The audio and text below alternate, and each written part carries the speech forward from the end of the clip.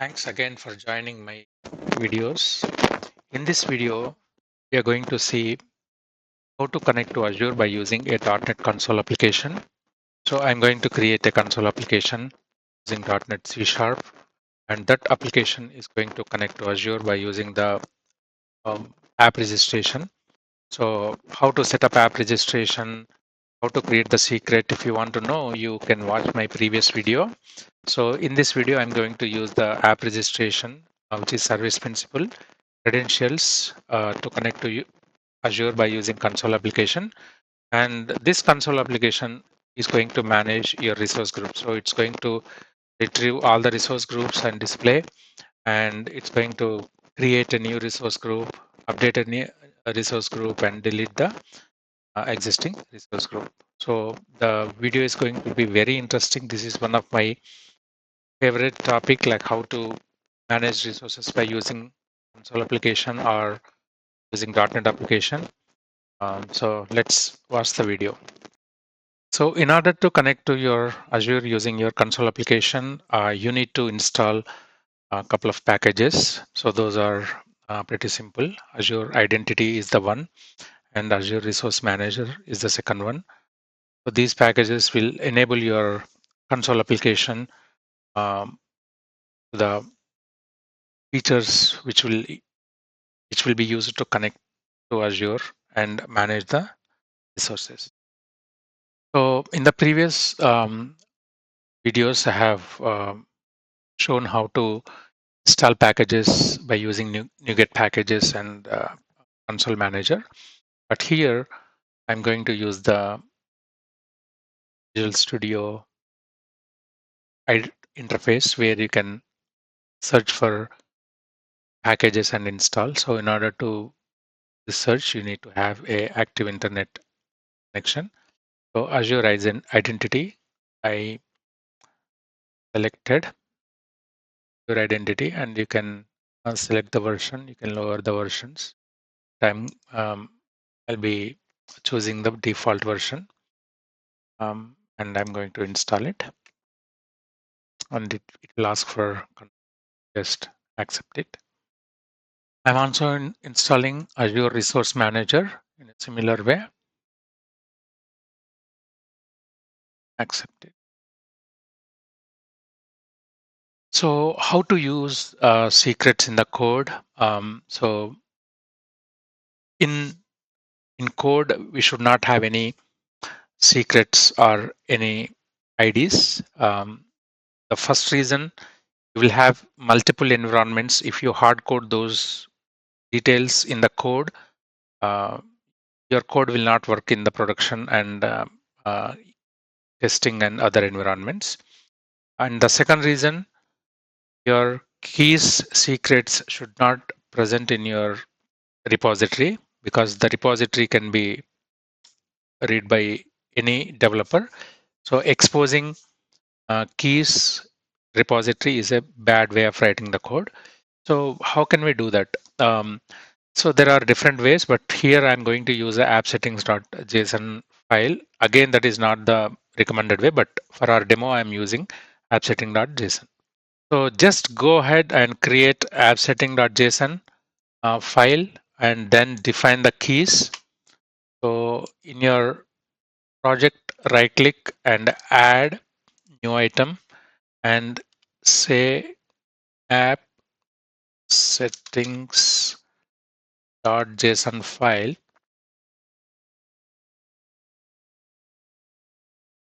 App settings.json file. So a JSON file is going to be added, and then I'm going to add authentication. This is the section I'm going to add to my app setting.json, and the client ID. So all these are user defined. So just client ID, comma, client secret.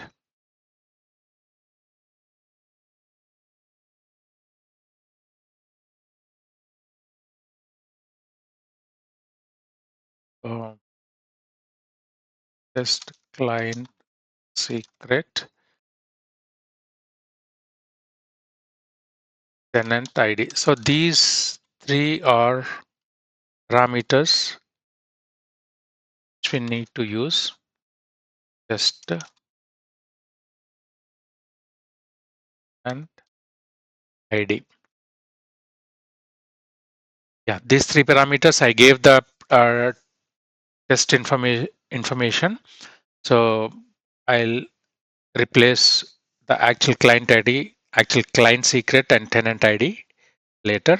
Let's check whether this is accessible in your code or not. In order to use these app settings.json in your file, you have to add one more a new package, so which is Microsoft.extensions.configuration. This I'm going to add it to my console application. There is another way of finding out the missing packages and installing in your application. So this is the code I'm going to use. I'm going to use the main program and the traditional way of writing the console application. So I defined a class. So I defined iConfiguration interface, which will access your app settings.json. And in the main, I'm going to inject, this is called configuring your app settings.json. So here it's saying it's missing this some of the uh, namespaces or packages. So one way of doing that, finding the right package. So let's do that. So this set base file path, it exists in Microsoft extension configuration and file configurations. So file extensions. So that package is missing. Let's install that. Configuration dot file extensions. So might be it's a spelling mistake. Yeah. So these two are relevant file extensions and JSON. These two are the relevant packages which will help us in this scenario. So let's install this and see. Still, it's not going away. So let's install configuration.json also. Will automatically set the path. Yeah, and then one more, use secrets.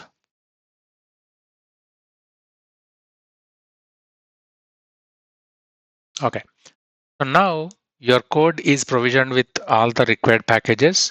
So here I'm going to inject a builder. So where it's getting the current directory and it's trying to find the appsetting.json and it will load, and this can be used for the secrets. So I defined client ID. So for with test information, let's execute and write some code. Okay, so now, so console dot write line, still these client ID, secret, and the tenant ID in the app setting.json, they are holding the test configurations only, not the actual values. So I'm displaying, so it doesn't do any harm. But the most common issue, whatever we do with JSON file, I'm going to demonstrate now, because this is not going to pick the app setting.json from here, and it's not going to display the values. So there is a small setting we have to make, but let's execute and see the code. So it's not going to fetch any values. It will just display empty strings.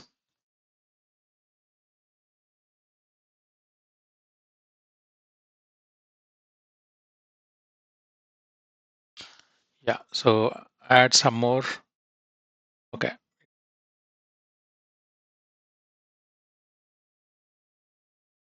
The client ID will be empty null because it's not finding the file. It's not finding the file. Why it's not finding the file? So when you are adding the JSON, let's see the properties of the JSON and the build action copy output directory do not copy. So when you are running your application, when you're building your application, your JSON file is not adding to the compiled directory. So either you can choose copy always, copy if newer. That means whenever there is a change, it's going to update the build copy. But here I'm going to select copy always. Now run the code.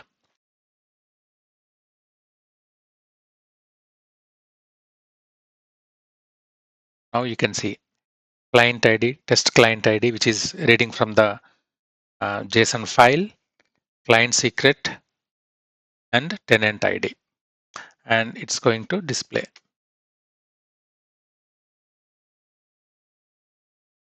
Yeah. So now I'm going to remove these test values and I'm going to display, I'm going to remove the display statement also. And now I'm going to update the JSON file to hold the actual client ID, client secret, and tenant ID. Then we'll continue our code. Now let's add some code to connect to your console application, connect to your Azure tenant and retrieve the resource group, existing resource group. So first, var credentials equal to new client credential. So here I'm going to pass tenant ID, client ID, client secret.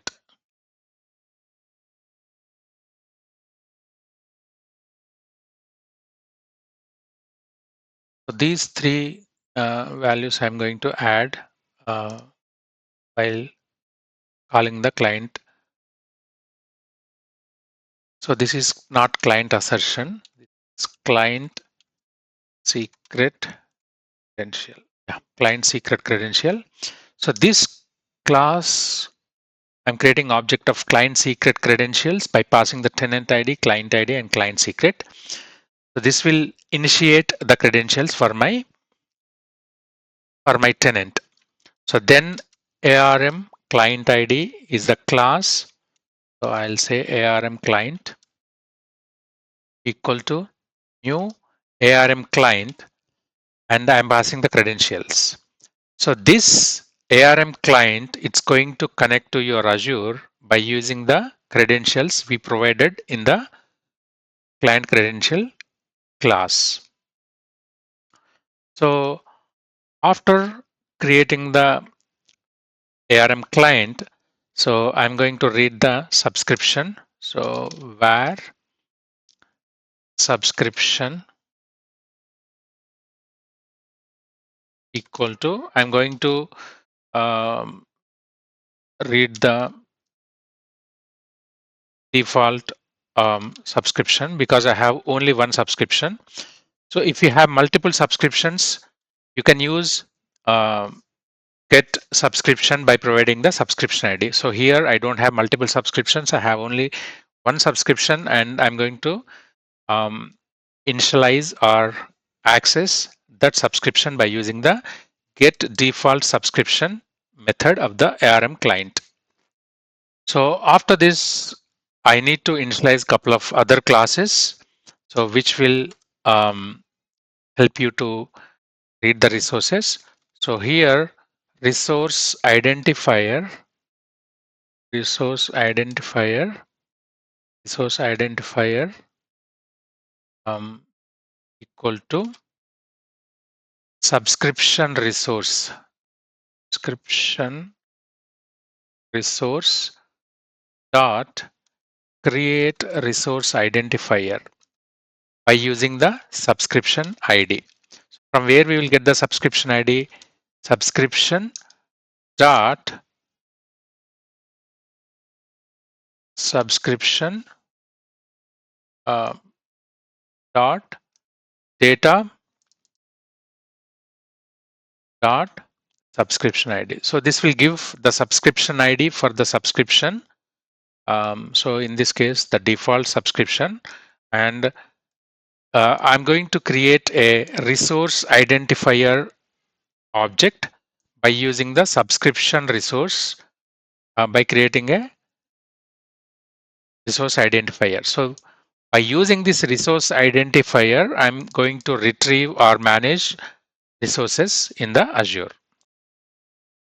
And after this, I'm going to again create a subscription resource of subscription resource equal to ARM client dot get subscription resource. So here now I'm going to get the subscription resource. So directly you cannot access. So get subscription resource by providing the resource identifier which we created earlier.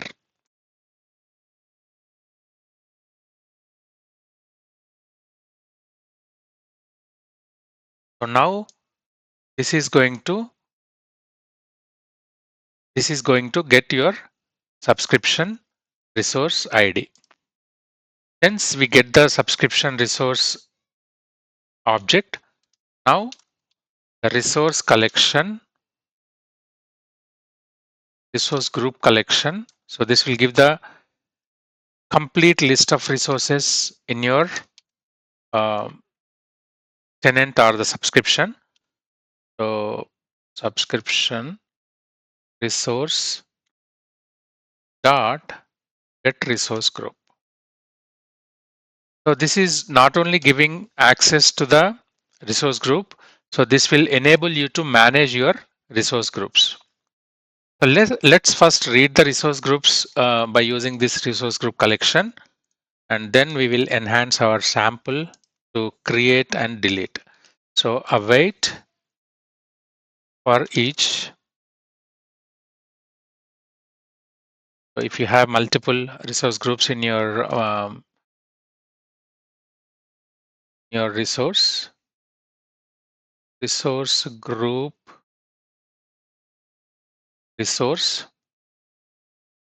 resource group, in each resource group,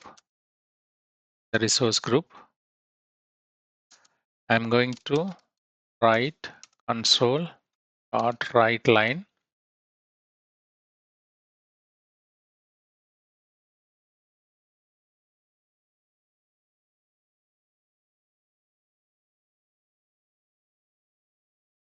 resource group resource dot data dot name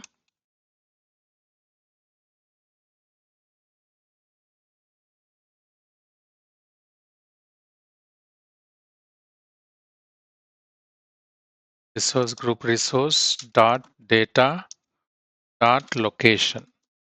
These two will access your resource group and all the resource groups, and it will display the information. So let's run the code and see what data it's awaiting. Then verify the data. Okay.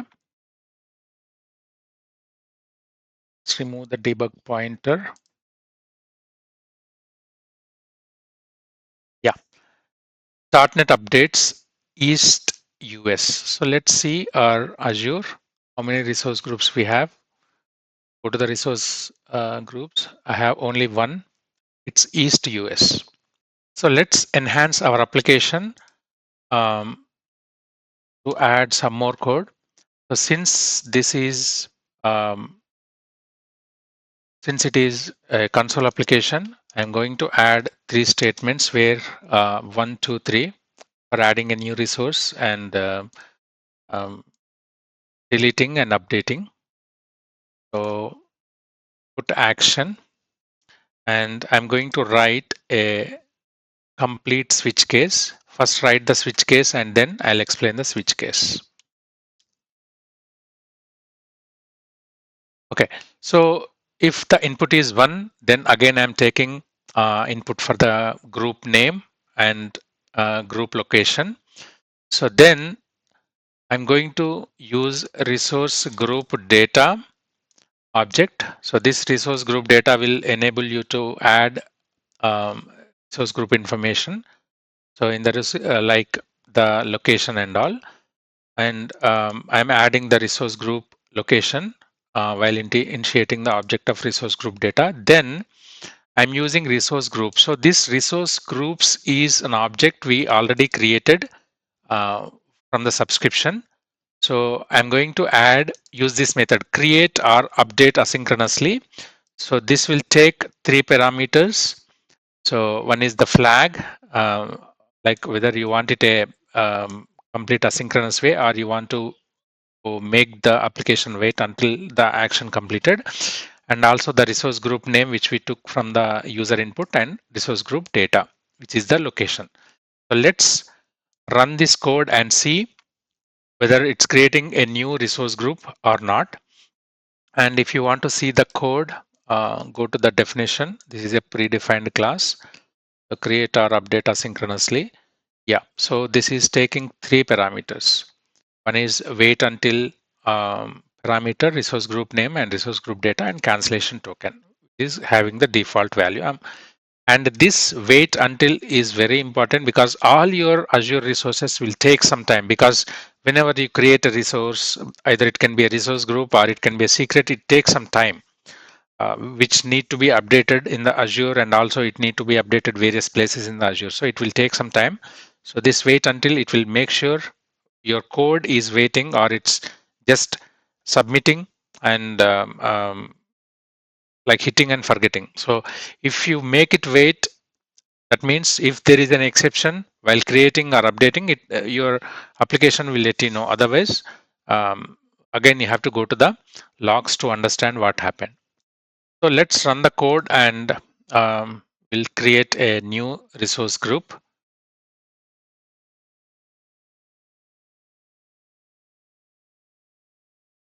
So it's asking, I'm going to enter 1. So this debug pointer. So the group name, I'm going to say test1. The location, West US, and then C. So now it's created .NET updates and test1. Let's go and verify here. It take a couple of moments to reflect in the UI, but it's created. So what will happen if I try to create the resource group which already exists? So let's see this.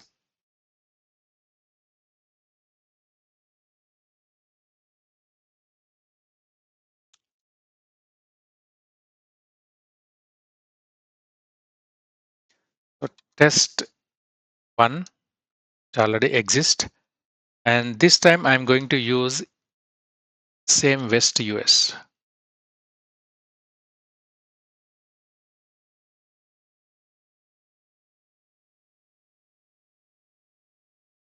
So did it create any additional groups? The same name? No, just it's retrieving the resource group. That's it. It's not doing anything. So if you want, you go here, see the timestamp, the updated timestamp. No changes. Yeah, it's not creating. If you are providing the same resource group, it's not going to do that. Okay, so if I give test1 West US, it's not going to throw any exception. It's not going to create a duplicate value also. But what will happen if I try to create a test1 at East US? So will it create a duplicate in the East US, or will it throw any exception? Let's see. So again, I'm going to do the create only. So test1, which already exists. So the test1 exists in the West US. So this time I'm going to use East US. So yeah. So invalid resource group location East US. The resource group already exists in the West US.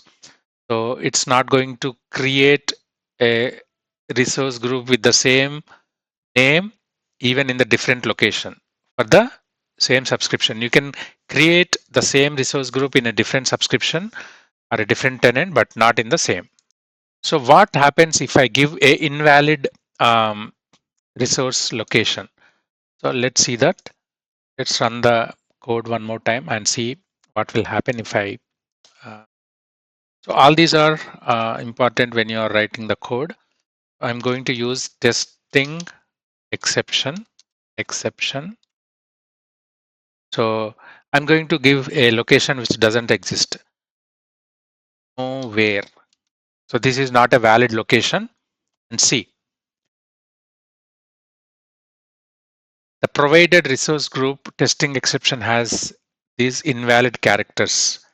The name can only be, the name can only be, so these are the different exceptions. So see the full exception here. Has these invalid characters. There should be no space. So let's remove the space and any special characters. Testing. Then where?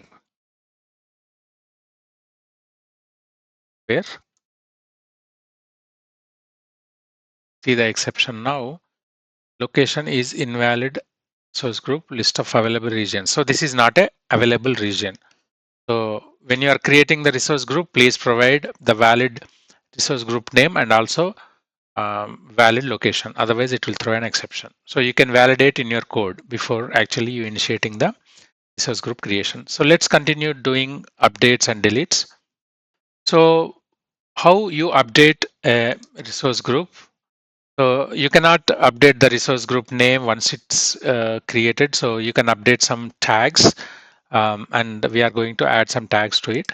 So how you're doing that? So once you selected two, I'm going to get the resource group name which you want to update. Then I'm going to fetch that resource group. So resource group first exists. So that resource group will be initialized here, RG to update. Then I'm going to create a resource group patch. So this resource group patch is an class which allow you to update a resource group. So you can add the tags, the environment tag, and also the existing tag. So these updated value. So these things you can add. And once you prepare this patch, you can update rg to update asynchronously by providing this patch as a parameter to your update asynchronously method. So let's see what if I don't pass this patch, and then I'll add the patch and I'll see. If you don't patch, if you don't add a parameter patch, it's going to throw an exception. What if I pass null? Let's see what will happen. But the null, it doesn't make any sense. So let's add the patch. Let's run this code and add some environments. So before that, you can see the test1. So this test1, it doesn't have any tags. So these tags will be useful when you're writing the code or when you're trying to search the resources in your Azure. So let's do. So going to give that test1. So yes, test1 got updated. Let's see. Let's see the tags. See environment local. existing tag key updated value. So these tags will be very useful when you want to search any resource. So you can add the relevant tags here. So what will happen if I provide a wrong resource group name which doesn't exist? So let's test that out.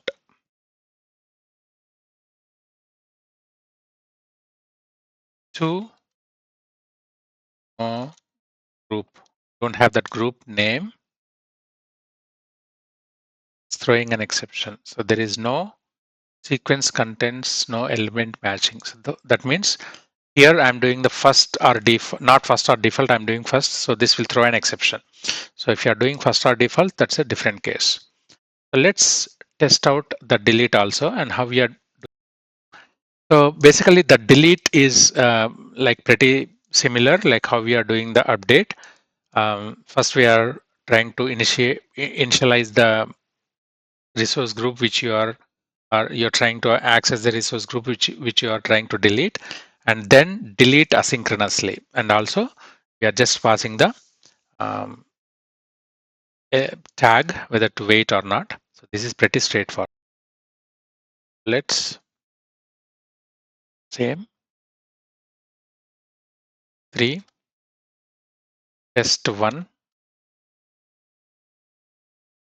and it's going to delete the test 1 and it's going to display .NET updates and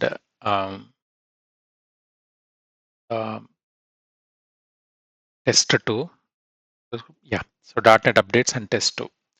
So if you want to test what is going to happen if you pass a resource group which doesn't exist, let's see that as well. So no testing. So this resource group I don't have in my subscription. So it's throwing an exception. Again, the same sequence does not contain any element. So that's it in this video. So in this video, we covered how to connect to Azure by using your console application using C# and how to define the app settings and the secrets in the app settings so that your console application can use them.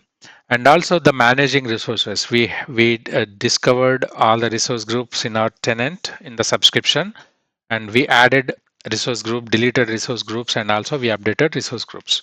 This is we covered in this video. Thank you so much for watching my video. I think you're liking the videos and you're finding some usefulness, the code and the information I'm sharing. So please share your feedback. Your feedback is very important for me through the quality of the videos and also cover the topics. And sit tight and watch our next videos. I'm going to publish more interesting and exciting topics on Azure. Thank you once again. Happy coding.